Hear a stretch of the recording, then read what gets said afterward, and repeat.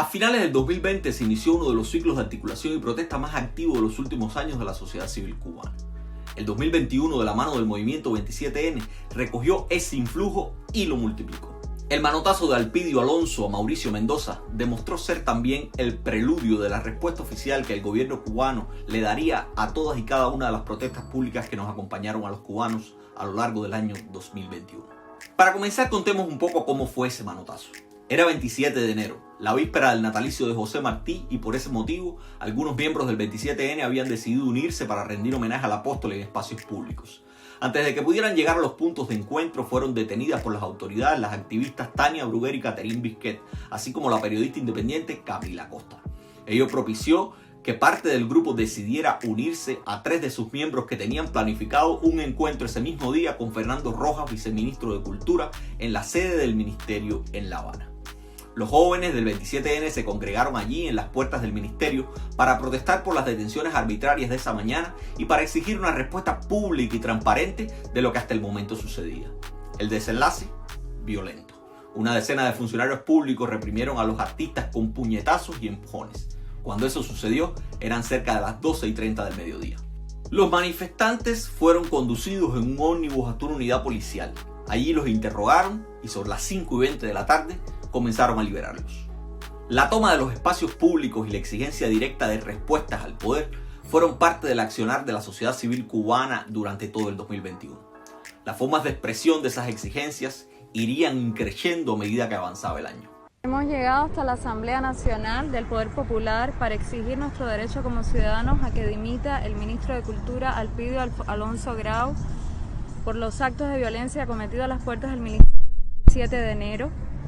Nos acogemos al artículo 8 de la Ley de Revocación de Mandatos y al artículo 61 de la Constitución. No nos vamos a ir de aquí hasta que no renuncie el ministro. La actitud de Alpidio Alonso Grau provocó que en la mañana del 3 de febrero varios artistas cubanos entregaran una petición al presidente de la Asamblea Nacional del Poder Popular y del Consejo de Estado, Esteban Lazo Hernández. En esa petición solicitaban la revocación de Alpidio Alonso como diputado y ministro cubano. A principios de marzo del 2021, la dirección de la Asamblea comunicó que rechazaba la petición y decidía archivar la solicitud presentada por el 27N. Los argumentos se centraron en que el documento entregado no reunía los requisitos legales previstos en la ley cubana y que además los firmantes habían omitido incorporar a la solicitud algunos de sus datos legales. A pesar de esa negativa, varios de los miembros de la sociedad civil cubana y del 27N en especial continuaron presentando durante las semanas siguientes varias peticiones de revocación ante la propia Asamblea. Ya están comenzando los mítines de repudio. Los animalistas han aclarado que nuestra única causa es el bienestar animal. No obstante, aquí se está politizando la situación, están gritando consignas, Cuba es con Fidel, están los funcionarios del Ministerio de Agricultura preparados para hacer un mitin de repudio a la entrada de los animalistas. En febrero, parecía que la sociedad civil quería reeditar la ocupación de espacios públicos como mecanismo de reivindicación de derechos. Las autoridades cubanas habían prometido que en febrero del 2021 aprobarían un decreto ley sobre bienestar animal que estaba programado para ser aprobado desde noviembre del 2020. Sin embargo, en la sesión del Consejo de Estado del 16 de febrero del 2021 no se aprobó la prometida norma. Sin esperar mucho, el 19 de febrero, una veintena de animalistas se plantaron frente a la sede del Ministerio de la Agricultura en La Habana vestidos de negro. Portaban carteles en los cuales se leía: ¿dónde está la ley de bienestar animal? La movilización les permitió dialogar con altos funcionarios del Ministerio de Agricultura luego de que estos últimos los invitaran a acceder a sus oficinas cuando los vieron plantados frente a la sede. Como resultado del encuentro, la institución prometió a los protectores que antes de que finalizara el propio mes de febrero, sería aprobado el decreto ley de bienestar animal. El 26 de ese mes, en efecto, se aprobó el decreto, pero los animalistas tuvieron que esperar hasta el 10 de abril para que junto a sus reglamentos, el decreto 38, se publicara en la Gaceta Oficial de la República y otros 90 días más para que entrara en vigor. Pueden ver el edificio del Minfex, estamos todavía aquí en el Vedado, en Calzada y G. O sea, vinimos a interesarnos por la situación de Carla Pérez González, una colega. Carla Pérez González venía hoy hacia La Habana y quedó varada en Panamá por decisión de las autoridades. Se le informó en ese momento que no podía viajar a Cuba, de una manera bastante irregular. Marzo nos legaba esto. el Ministerio de Relaciones Exteriores justificando un destierro dispuesto por la Policía Política del Ministerio del Interior. A la periodista cubana Carla María Pérez se le negaba el derecho de retorno a su país y se le condenaba a un destierro de facto. El 18 de marzo, Carla regresaba desde Costa Rica, donde había estudiado, a Cuba. Durante una escala aérea en Panamá, un agente migratorio no identificado le notificó a Copa Airlines que la periodista no tenía permitido abordar el vuelo que la conectaría desde Panamá hasta La Habana. Luego de varias horas de limbo migratorio, Carla tuvo que regresar a Costa Rica, donde tras varias semanas le fue concedido el refugio. El destierro de Carla provocó que inmediatamente un activista y 4 periodistas cubanos se dirigieran a la sede del Ministerio de Relaciones Exteriores en La Habana. Allí querían interrogar a los funcionarios correspondientes sobre la situación de la periodista. Gilberto Mazzola, jefe de atención a la población del organismo, recibió a Michael González Vivero, director de la revista Tremenda Nota. Vivero comentó después que el funcionario fue bien amable y reconoció las irregularidades que habían existido en el caso de Carla. El periodista afirmó también que Mazzola se había comprometido con ellos a dar respuestas sobre ese incidente y a comunicarle además la situación de Carla a la embajada cubana en Panamá. Un día después, Yaira Jiménez Roy, directora de comunicación e imagen de la Cancillería cubana, se lució en una conferencia de prensa. El fragmento de video que les compartimos es parte de esa locución en que se ofreció la respuesta prometida por Mazzola. Jiménez Roy dijo que el grupo de personas que acudió a la Cancillería protagonizaba un show mediático y que estaría usando una emigrada cubana directamente vinculada a planes y personeros responsables de intentar dar un golpe blando contra el gobierno cubano. El debate se cerró con la cosificación de Carla. Jiménez Roy dijo: ella es un instrumento, no es la primera vez que es utilizada. Ahora sencillamente pretenden reinstalarla en el país en función de propósitos subversivos. Son conocidos los estrechos vínculos con su mentor Eliezer Ávila y con otros de estos personeros. Ella es un instrumento, no es la primera vez que es utilizada y que utilizan este tipo de manejos y de tácticas para acciones fuera de la ley y desestabilizadoras contra Cuba. Ahora sencillamente pretenden reinstalarla en el país en función de propósitos subversivos. No fue casual tampoco su estancia en Costa Rica, donde hay elementos y grupos, incluso un diputado, que mantiene una fuerte relación con grupos violentos en Miami. En Cuba existen, como en todos los países, leyes migratorias que establecen regulaciones en el marco legal y que rigen la acción de las autoridades migratorias. En marzo también, el líder de la Unión Patriótica de Cuba, José Daniel Ferrer, junto a varios activistas comenzaron una huelga de hambre en la sede de esta organización en Santiago de Cuba. Ferrer, al iniciar la huelga, comunicó que la protesta se debía al incremento de la represión del gobierno en contra de los activistas de UNPACU y al cerco policial y de vigilancia que mantenía las autoridades cubanas sobre su domicilio. Este suceso puso en tensión una vez más a las instancias gubernamentales cubanas, las que desplegaron campañas de descrédito en la televisión nacional para deslegitimar lo que sucedía en la sede de la Unión Patriótica de Cuba. La huelga de hambre en la sede del UNPACU se levantó luego de que las autoridades cubanas retiraron el cerco policial a los 21 días de iniciada la huelga. Cerca de 70 personas se unieron a la protesta en el transcurso de esos días, aunque solo una decena permanecía en ayuno en el momento en que se decidió finalizar la huelga. En solidaridad con la huelga de hambre que llevaban a cabo los miembros del UNPACU, el domingo 4 de abril, en la sede del Movimiento San Isidro, esta vez en La Habana, se organizó una manifestación de protesta. Decenas de vecinos apoyaron la iniciativa y corearon en plena calle temas musicales contestatarios, entre ellos Patria y Vida.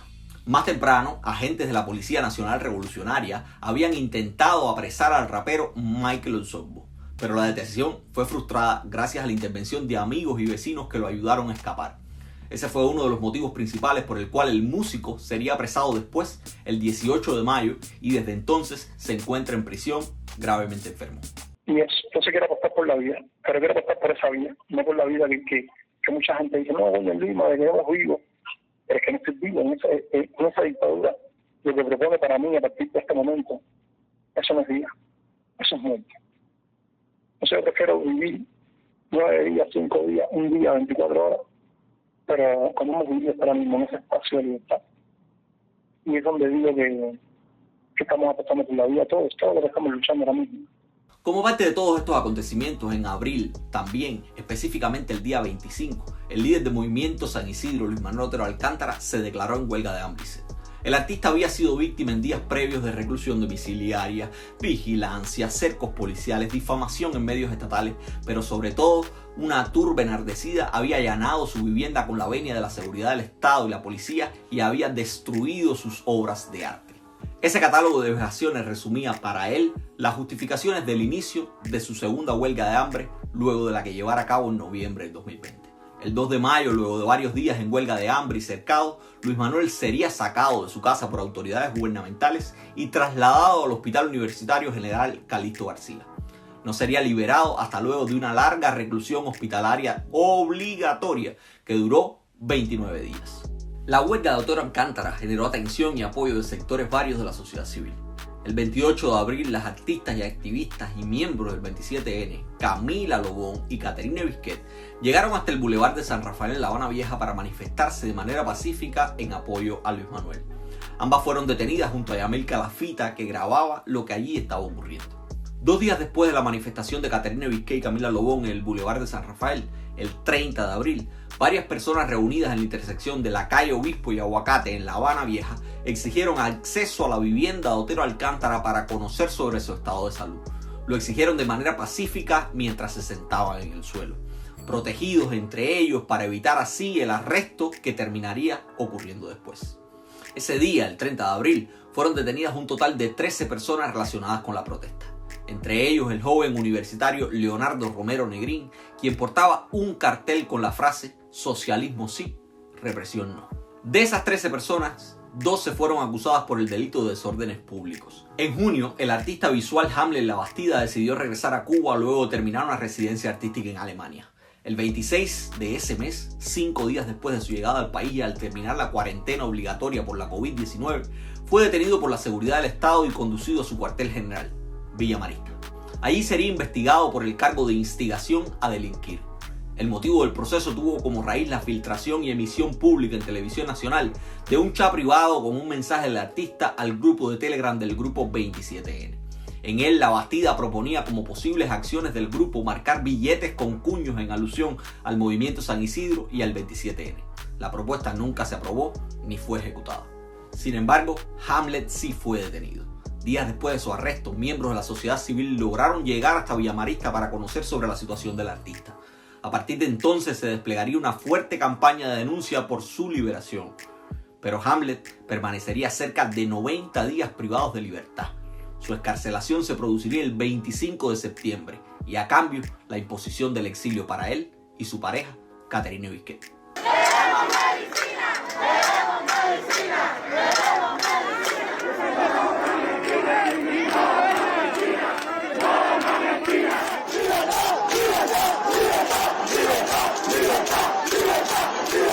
No queremos golpes, queremos comida. Sin dudas, el hito superior de la sociedad civil cubana, no solo del 2021, sino quizás de toda la historia posrevolucionaria, aconteció el 11 de julio del 2021. Ese día estallaron las mayores protestas sociales en más de 6 décadas de revolución.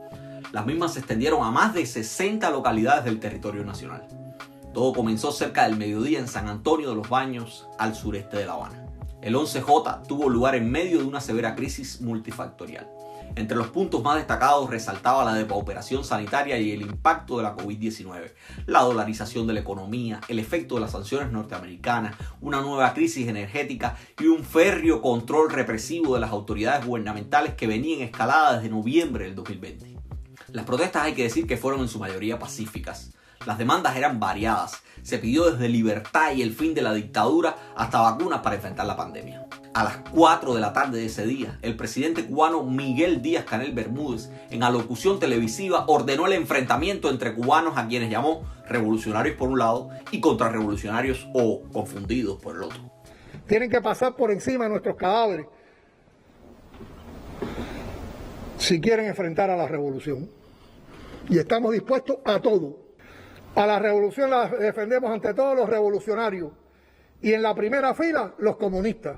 Luego de esa hora se produjeron los enfrentamientos más violentos entre las fuerzas del orden, las brigadas de respuesta rápida y los manifestantes. y también se desató, por supuesto, la represión más descarnada contra quienes pedían reformas al poder. Los agentes policiales reprimieron en exceso y vulneraron los derechos de los detenidos. Esos sucesos fueron negados por la oficialidad y se reprodujeron también esas mismas violaciones al interior de los centros de detención donde fueron recluidos los manifestantes. De acuerdo con un subregistro conformado por el colectivo Justicia 11J, en total 1.316 personas fueron detenidas como resultado de las protestas. De ellas, 40 eran niños menores de edad. Como saldo de las protestas estuvo también la muerte de Diubis Laurencio Tejada, residente en La Guinera, quien fue baleado por la espalda por las autoridades cubanas el 12 de julio del 2021. Aprovechando el influjo de las protestas del 11J y el volumen de presos políticos que éstas dejaron, el 9 de agosto del 2021 el dramaturgo Junior García Aguilera lanzó la plataforma Archipiélago. Esa plataforma pretendía articular y llegar a unos mínimos consensos dentro de la sociedad civil para lograr una transición democrática en Cuba. La acción más notoria que impulsó Archipiélago fue la convocatoria a lo que pretendía ser la primera manifestación antigubernamental autorizada por el gobierno cubano. Para eso presentaron solicitudes formales en 9 provincias del país. La fecha inicial elegida para la protesta fue el 20 de noviembre, 5 días después de la reapertura del país al turismo internacional. Sin embargo, los gobernantes cubanos organizaron un ejercicio militar nacional para esas mismas fechas. Incluso convocaron a un Día Nacional de la Defensa.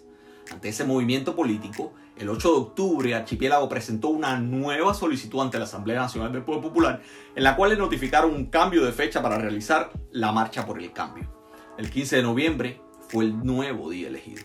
El 12 de octubre, el gobierno cubano, a través de sus intendentes y otros funcionarios del Poder Popular, negó oficialmente el permiso para la Marcha por el Cambio. 7 días después, Miguel García Prieto, y en cumplimiento del activismo legal que había sido parte de la plataforma Archipiélago desde su origen, presentó una demanda administrativa contra el intendente de La Habana, Alexis Acosta Silva, y la intendencia que dirige. Había sido este funcionario quien había firmado la denegación de la solicitud de la marcha en la provincia de La Habana. Los miembros del Archipiélago fueron sometidos desde la aparición de la plataforma a diversas formas de represión, castigo y abusos. En fechas previas y durante el 15N, fueron desplegados los más variados métodos de hostigamiento y represión estatal para impedir las manifestaciones previstas. A la represión le siguió la sorpresiva y secreta salida del país del propulsor de Archipiélago Junior García Aguilera. Esa salida terminó por desmantelar de una forma u otra la unidad y el futuro de la plataforma. Nosotros no estamos de acuerdo en el momento donde estaban, en el lugar donde ellos estaban en ese momento, pero tampoco estamos de acuerdo con que lo traten como delincuentes y como contrarrevolucionarios. No son contrarrevolucionarios, no son delincuentes, son primarios, no son terroristas, nunca han pisado una estación de policía. Todas las compañeras que ustedes ven ahora aquí en estos momentos son vinculadas a la sociedad. Son madres. Yo tengo 3 hijos, ella tiene 3 hijos presos, tengo 2 primos presos, mi esposo, que es el que va a la casa, ella tiene su hijo, su hermano, su primo, su hijo. Todos estamos aquí, entonces nosotros lo que estamos pidiendo es que por favor que se nos escuche, que se alce la voz. Ellos no pueden ser condenados a 20 ni 25 años de privación de libertad, porque ellos no son delincuentes. Tienen que leerse su historial, tienen que ser profundos en la investigación de estos compañeros. Ante el desmantelamiento de Archipiélago, otro movimiento se ha comenzado a gestar, el de las madres, familiares y aliados de los centenares de presos políticos que quedan en Cuba.